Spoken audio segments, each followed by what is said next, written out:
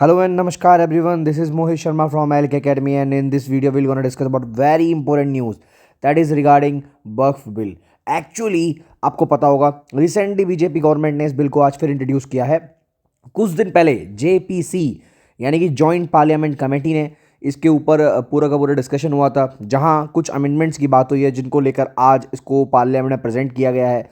And मैं बता देता हूं, यहाँ मैंने लिखा है कि जो वक्फ बिल है एक्चुअली में ये जो अमेंडमेंट की गई हैं क्या ये सक्सेसफुल हो पाएंगी, एक्चुअल में वक्फ बिल है क्या, और यहाँ पर किरण जी ने एक्चुअली क्या स्टेटमेंट दिया है जो आपको दिख रहे हैं इस फोटो के अंदर यहाँ पर. तो उन सब के बारे में मैं डिस्कस करने वाला हूँ, ठीक है. और आपको इस वीडियो में आज के बाद वक्फ को लेके कोई भी डाउट नहीं रहने वाला है. इस पूरी वीडियो में बहुत ज़्यादा डिटेल में मैं डिस्कशन करने जा रहा हूँ. उसके साथ साथ दोस्तों एक और चीज़ मैं बता दूँ आपको कि यहाँ पर मैं आपको आर्टिकल 300A, ठीक है, बेसिकली लीगल राइट जो कि हमारा राइट टू प्रॉपर्टी है उसके बारे में भी बताऊंगा, ठीक है. तो ये आपके पेपर के पॉइंट ऑफ व्यू से बहुत ज़्यादा इंपॉर्टेंट वीडियो होने जा रही है, तो बने रहिए हमारे साथ. मैं इस वीडियो में आपको सारी की सारी इन्फॉर्मेशन दूँ. चलिए स्टार्ट करते हैं इस वीडियो को. थोड़ा लंबा खींच सकता है बट बी विद मी, है ना. तो गाइज वक्फ बिल की मैं अगर बात करूँ तो 2025 में इसको इंट्रोड्यूस किया गया है नए नाम से, है ना. दैट इज़ कॉल्ड उम्मीद. अमेंडमेंट करी जाएगी. अगर ये उम्मीद सक्सेसफुल हो पाता है तो हम इसको उम्मीद के नाम से इंट्रोड्यूस करेंगे, ठीक है, जिसका मतलब होगा unified management employment efficiency and development. अब मैं आपको बता दूं एक्चुअली ये जो वक्फ बोर्ड है ये एक ऐसा बोर्ड है, अगर if you belong from Muslim और any of the community, and अगर आप उस कम्युनिटी से बिलोंग कर रहे हो और आप अपनी प्रॉपर्टी का दान में देना चाह रहे हो, ठीक है, अगर आप अपनी प्रॉपर्टी को दान में देना चाह रहे हो तो उस टाइम पर आप अपनी प्रॉपर्टी इस पूरी के पूरे बोर्ड के नाते दे सकते हो. और मैं बता दूं एक्चुअल में आज की डेट में ये जो वक्फ बोर्ड है ना पूरे इंडिया में, ठीक है, 3rd नंबर पर आता है. यानी कि मैं आपको कुछ इन्फॉर्मेशन देता हूँ एक्चुअल में है क्या. तो एक ये प्रॉपर्टी डोनेट करने का सिस्टम है फॉर द मुस्लिम्स.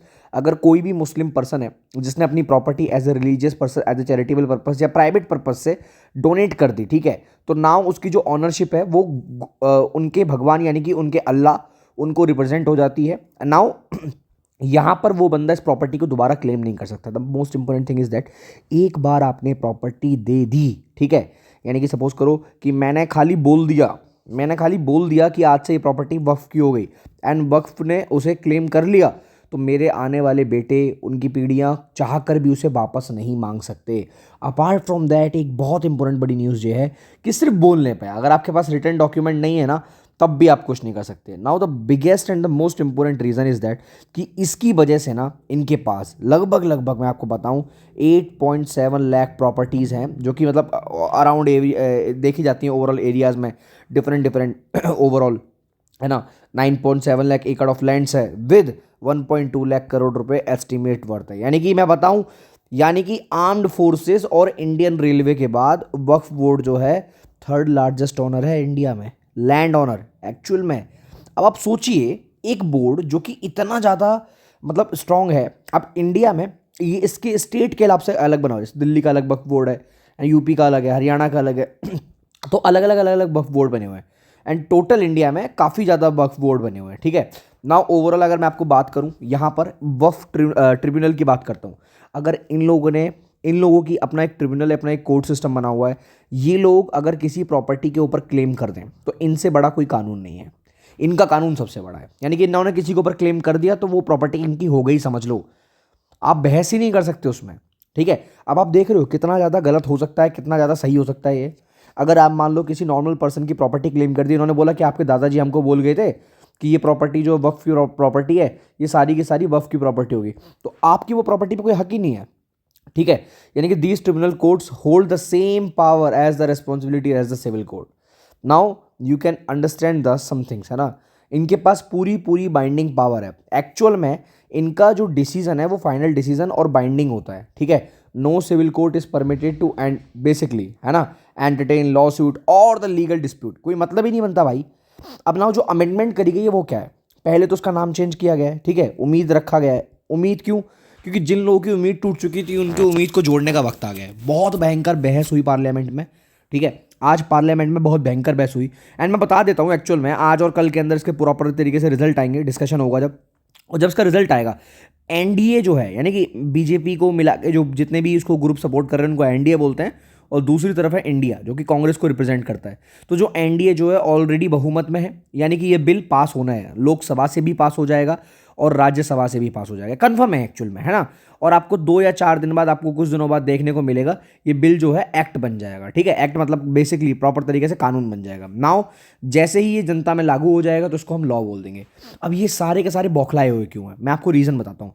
बौखलाए हुए इसलिए हैं क्योंकि सबसे पहला यहाँ पर क्या बोल दिया, एक तो इसका नाम चेंज कर दिया, दूसरा यहाँ पर क्या किया कि इन्होंने नॉन मुस्लिम मेंबर्स को, जो इनके ट्रिब्यूनल था ना, जो वक्फ बोर्ड था, इसके अंदर इंट्रोड्यूस करने की बात करी। हालांकि वो सेक्रेटरी लेवल से ऊपर के होंगे, ये बात सही है, बट हाँ 2 नॉन मुस्लिम मेंबर्स का यहाँ पर इंक्लूड होना बहुत ज़रूरी है। दूसरा, इनको इससे बहुत ज़्यादा दिक्कत होने लगी। नाउ जो तीसरा बहुत इंपॉर्टेंट था, that is called Waqf by user. अब इसको रिमूव कर दिया। That is what is that actually, ये मैं आपको थोड़ी देर में बताऊंगा। बट यहाँ इन्होंने एक अमेंडमेंट करी जहां पर एक प्रोविजन था वक्फ by user previously allowed properties to be designated as वक्फ solely based on the long term use for the religious activity. मतलब यानी कि अगर किसी ने अपनी प्रॉपर्टी का सिर्फ नाम लेकर बोल दिया कि भैया आपकी है, तो वो प्रॉपर्टी उनकी हो गई, कोई इस पर क्लेम नहीं कर सकता, कोई कुछ भी दिक्कत, मतलब आप कुछ बोल ही नहीं सकते। Now what should be the amendment actually, या what will be the amendment जो होने जा रही है एक्चुअल में ये है कि अगर आपको पास कोई भी प्रॉपर्टी रजिस्टर्ड है, आपके पास उसका बिल है, आपके पास प्रॉपर ऑथेंटिकेशन है, तब ही आप उस प्रॉपर्टी को क्लेम कर सकते हो, अदरवाइज उस प्रॉपर्टी को क्लेम नहीं कर सकते हो। Now the most important thing यहां पर क्या है, सेक्शन 40 जो सबसे खतरनाक था यार। सेक्शन 40 का मतलब क्या था, जिसको अबॉलिश करने की बात करी गई है। क्या है ये, यहां पर इन्होंने बोला है अगर किसी भी वक्फ बोर्ड ने अगर किसी भी प्रॉपर्टी के ऊपर क्लेम कर दिया, एनी प्रॉपर्टी, ठीक है, तो यहाँ कोई नहीं बचा सकता। नाउ मैं आपको एक चीज़ दिखाता हूँ, ठीक है, आप लोग यहाँ देखिएगा एक बार ज़रा, मैं आपको एक चीज़ दिखाता हूँ। यहाँ पर किरण साहब ने एक स्टेटमेंट दिया, उस स्टेटमेंट में क्या बोला कि भाई साहब अगर यूपीए की जब सरकार थी उस टाइम पर वक्फ बोर्ड ने पार्लियामेंट को क्लेम कर लिया था, और जब पार्लियामेंट को बचाने के लिए जब इनकी नाक रगड़ कर आ गई, तो उस टाइम पर 123 जो प्रॉपर्टीज़ थी हमको वक्फ को देनी पड़ी, है ना। तो अगर आज ये लोग इस अमेंडमेंट को इंट्रोड्यूस ना करें, तो कल को जो पार्लियामेंट में सेशन चल रहा है ये भी वक्फ के अंदर आ जाए। तो किरण जी का स्टेटमेंट गलत नहीं है। मैं हालांकि उनको वीडियो भी दिखाऊंगा, आपको वीडियो खत्म होने से पहले लास्ट में सारी चीज़ें बताऊंगा। दूसरा देखिए, आप किसी भी यहाँ पर जो वुमेन्स है ना, उनके राइट्स को बढ़ाया जाएगा। जैसे एग्जांपल दूं, कोई भी मुस्लिम फैमिली है ना, अब उस मुस्लिम फैमिली का जो हेरिटेज, मतलब जो बच्चे होंगे उसके ना, उसके बेसिकली जो आने वाली जनरेशन है, उस जनरेशन में कोई वुमेन है, तो वो लोग क्या करते थे उस चीज़ को, क्योंकि वुमेन्स की तो शादी हो जाती है तो वो अपने ससुराल चली जाती हैं, तो उस केस में क्या करते थे, वो प्रॉपर्टी को वक्फ के अंदर डाल देते थे। नाउ अब वुमेन्स को भी सेफ गार्ड किया जाएगा। कैसे, जो अगर कोई प्रॉपर्टी अगर वक्फ के अंदर ना देकर सीधे डायरेक्टली वुमेन्स को भी दे सकते हैं। और वक्फ के लिए वही डेडिकेटेड होगा, वही पर्सन होगा जो एटलीस्ट 5 साल के लिए पूरी तरीके से डेडिकेटेडली, है ना, एज ए मतलब बेसिकली ऐसे मुस्लिम, है ना, उसने प्रैक्टिस की हो, ठीक है, तभी वो बेसिकली डेडिकेटेड होगा प्रॉपर्टी के लिए। क्योंकि मैं आपको बताऊं, जैसे कि अगर आप सपोज करिए अगर आप अपनी प्रॉपर्टी दे रहे हो, तो आप वक्फ बोर्ड को देते हो, तो वक्फ बोर्ड के अंदर एक तरीके से आप समझ के चलिए कि मैनेजर टाइप का बंदा होता है जो उस प्रॉपर्टी को ऑथराइज करता है, तो आप उसी बंदे को दे पाओगे जो 5 साल से एज ए मुस्लिम प्रैक्टिस्ड हो ऑलरेडी, ठीक है। आप ऐसे ही किसी को भी नहीं दे दोगे, क्योंकि बहुत सारी ऐसी चीज़ें होती हैं जहाँ पर बहुत सारी चीज़ें हो जाती हैं।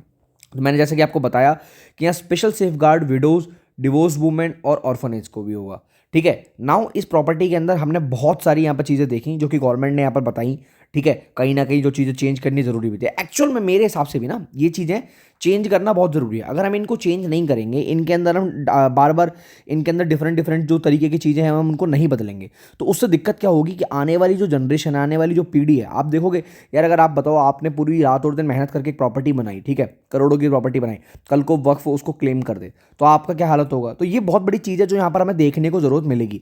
नाउ सरकार ने सिर्फ इसको प्रमोट किया है, इससे मुस्लिम्स को नुकसान नहीं होगा, इससे मुस्लिम्स को या मुस्लिम कम्युनिटी को फ़ायदा ही होगा, क्योंकि आपकी प्रॉपर्टी आज आप सेफ है, ठीक है भाई। अगर आज आपकी प्रॉपर्टी सेफ है, अब देखिए मैं आपको कुछ एक बहुत इंपॉर्टेंट चीज़ बताता हूँ, मेरी बात ध्यान सुनिएगा, ठीक है।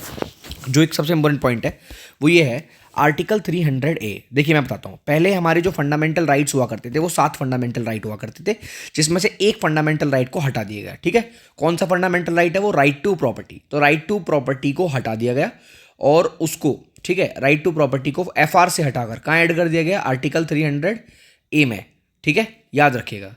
44th अमेंडमेंट 1978 से इसको हटाया गया एंड इसको हटाकर आर्टिकल 300A में यानी कि लीगल राइट्स में ऐड किया गया, ठीक है। अब आप मेरी बात सुनिए, किसी भी प्रॉपर्टी पर क्लेम करना कहीं ना कहीं इस आर्टिकल का वायलेशन है या नहीं है, ऑब्वियस सी बात है। तो कहीं ना कहीं ये जो वक्फ बोर्ड है, डायरेक्टली इनडायरेक्टली कुछ भी तरीके से बोल लो, ये वॉयलेशन तो कर रहा है। किसका वॉयलेशन कर रहा है? कॉन्स्टिट्यूशन का वॉयलेशन कर रहा है। तो एट द एंड सरकार ने फैसला लिया है, ठीक है, सरकार ने यहाँ बहुत बड़ी डिसीजन लिया है, और ये डिसीजन एक्चुअल में मैं इस डिसीजन के प्रॉपर तरीके से सपोर्ट में हूँ, और बहुत सारे लोग भी इस डिसीजन के सपोर्ट में हैं। Now I want to know your views, कि आपके व्यूज़ कैसे हैं। बट उससे पहले मैं आपको एक वीडियो दिखाऊंगा, जो वीडियो यहाँ पर चलेगा, ठीक है, 3 से 4 मिनट का वीडियो थोड़ी लंबी हो सकती है, मैंने पहले ही बोला था, बट आप पहले उस वीडियो को देख कर जरूर जाना, ठीक है। I am starting this video. महोदय जी, ये आज एक ट्रिगर पॉइंट, चलिए मैं आपको दिखाता हूँ, एक महोदय सेकंड। जी, ये आज एक ट्रिगर पॉइंट क्यों हुआ है? ये अमेंडमेंट बिल लाने का आवश्यकता सबसे ज्यादा शुरुआत कहां से हुई? मैं संक्षेप में बताना चाहता हूं। 2013 में, 2014 में हम सब चुनाव में गए, और चुनाव में जाने से पहले 2013 में कुछ कदम ऐसे उठाए गए हैं जो आप सुन करके, आप सदस्य के रूप में भी और इस देश का नागरिक होने के कारण आपके दिमाग में यह बात जरूर सवाल उठेगा कि ऐसा कदम क्यों उठाया गया है। सर, 2013 में पहला यह बदलाव हुआ कि इस देश में कोई भी आदमी, कोई भी इंसान, चाहे वो हिंदू हो, मुसलमान हो, सिख हो, ईसाई हो, पारसी हो, बौद्ध हो, जैन हो, वक्फ क्रिएट कर सकता है।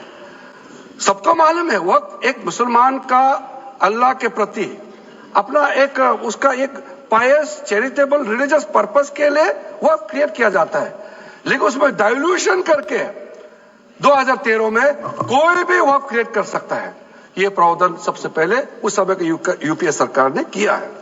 दूसरा, आपने सारा वक्फ को स्पेसिफिक कर दिया कि सिया बोर्ड अभी में जो इन्होंने बोला 2013 के बारे में, ठीक है, तो उसका मतलब है कि 2013 में, अब देखिए इन लोगों ने इस तरीके से चेंजेस किए कि अब अभी तक तो वक्फ जो था, क्योंकि प्रॉपर तरीके से वो मुस्लिम्स को प्रमोट कर रहा था, now apart from the Muslim it is also supporting other peoples also, ठीक है। Now listen to the different thing. शिया ही रहेंगे, सुन्नी बोर्ड में सिर्फ सुन्नी ही रहेंगे, और कोई भी बोर्ड हो सिर्फ उनके लोग ही रहेंगे, बाकी कोई उसमें आ नहीं सकता है। ऐसा आपने प्रावधान किया। तीसरा, 2008, सर आप शांति से सुनने के बाद आप जो भी पूछेंगे हमारा रिप्लाई तो आएंगे ही सर। डिबेट का आखिर तो अभी मैं जब शुरुआत में कुछ दृष्टिकोण रख रहा हूं, दृष्टिकोण रख कर ध्यान से सुनिए, भी ऊंचा रहे और तर्क भी सामने में आ जाए सर। सेक्शन 108, उस सेक्शन 108 में यह लिखा गया है कि वक्फ बोर्ड का जो प्रावधान है इस देश में कोई भी मौजूदा कानून के ऊपर में रहेगा, ओवरराइडिंग इफेक्ट रहेगा। ऐसा most worst point of the वक्फ। इस देश में ऐसा कानून कैसे मंजूर कर सकते हैं अध्यक्ष महोदय जी? अब देखिए, अगर भारत में अगर सबसे ऊपर कुछ है तो भारत का संविधान है, उससे बड़ा कुछ नहीं है। उस संविधान के अंदर भी हर कानून की अपनी अपनी अलग अहमियत है। तो आप क्या ये सच में सोच सकते हो कि एक वक्फ कानून जो कि एक कम्युनिटी का कानून है, क्या वो हर कम्युनिटी के ऊपर, हर कानून से ऊपर हो सकता है? नहीं यार, ये चीज़ तो गलत है। तो इसके अंदर चेंजेस करना बहुत जरूरी है। अपना अपना हिसाब से चलता है, लेकिन एक कानून दूसरे कानून के ऊपर में ओवरराइडिंग इफेक्ट होगा, ये कोई भी मान्यता नहीं दे सकता है। उसके बाद सर, मैं कुछ प्रोपोगेंडा साथ में जुड़े हुए हैं उससे पहले, जो 2013 में मुझे भी बहुत ताज्जुब हुआ कि ये पास कैसे जबरदस्ती करवाया है। 2013 में वक्त पे यूजर जो आपने प्रावधान डाला, उसके बाद लिसन इट वेरी केयरफुली। 1970 से एक केस चल रहा था दिल्ली के अंदर में। दिल्ली के अंदर में हमारा सीजो कॉम्प्लेक्स है, पार्लियामेंट बिल्डिंग है, कई प्रॉपर्टीज है, और इसको वक्फ बोर्ड, दिल्ली वक्फ बोर्ड ने क्लेम किया कि ये वक्फ प्रॉपर्टीज है। उसके बाद ये केस चल रहा था अदालत में। उस समय यूपीए सरकार ने पूरा सारा जमीन को डी नोटिफाई करके वक्फ बोर्ड को दे दिया। 123 प्रॉपर्टी। अगर आज हम ये संशोधन लेके नहीं आते तो जिस सदन में हम बैठे हैं, ये पार्लियामेंट बिल्डिंग, इसको भी क्लेम किया जा रहा था। एयरपोर्ट, बसंत विहार। और अगर नरेंद्र मोदी जी का सरकार नहीं आते, अगर यूपीए का सरकार कंटिन्यू रहता, तो क्या क्या बिल्डिंग को डी नोटिफाई किया जाना था। 123 प्रॉपर्टी को तो डी नोटिफाई किया। मैं रिकॉर्ड में कह रहा हूं, अपने मन से कुछ नहीं कह रहा हूं, मैं ऑफिशियल रिकॉर्ड का बात बता रहा हूं अध्यक्ष महोदय। अब देखिए, एक्चुअल में ये जो डिबेट हुई महोदय जी। है ना, you have listen that debate and मतलब डिबेट क्या उन्होंने अपना बस जस्ट नॉर्मल सी बातें बोली। तो पार्लियामेंट आई थिंक, मुझे नहीं पता आप लोगों ने पहले सेशन देखे नहीं देखे, बट हाँ वहाँ पार्लियामेंट में ऐसे होता है, तालियां बजती हैं, गालियाँ पड़ती हैं, बहुत सारे काम होते हैं। तो फिलहाल तो मैं जस्ट एक ही बात बताना चाहूँगा कि एट द एंड अब आप लोग भी समझदार हो भाई। मैंने आपको अपने व्यूज़ बताए, मैंने आपको जो भी चीज़ें बताई वो फैक्चुअल चीज़ें बताई, सारे के सारे फैक्ट्स बताए, और साथ साथ में आपको फैक्चुअल वीडियोज़ भी दिखाए। Now it is as a aspirant actually, है ना, it is your duty to know one thing कि भाई आपको क्या लगता है, क्या इस बोर्ड के अंदर चेंजेस करना ज़रूरी है क्या, या इस बोर्ड को जैसा है वैसे के वैसा ही रहना देना चाहिए। Now I want your reviews regarding this thing. So I hope आपको ये वीडियो पसंद आया होगा। कुछ इसी तरीके के इंटरेस्टिंग वीडियोस को देखने के लिए बने रहिए हमारे साथ, और ज्वाइन कर सकते हैं आप हमारे कोर्सेज, जहां पर आपको मिलेगा बहुत बड़ा discount while using my code actually. And you can also download the application for online just like platform and everything, है ना, by scanning this QR। So I hope आपको LK अकेडमी के साथ जुड़कर, मेरे साथ जुड़कर बहुत ज़्यादा मज़ा आया होगा। तो मिलेंगे हम लोग नेक्स्ट वीडियो में, तब तक के लिए जय हिंद, वंदे मातरम।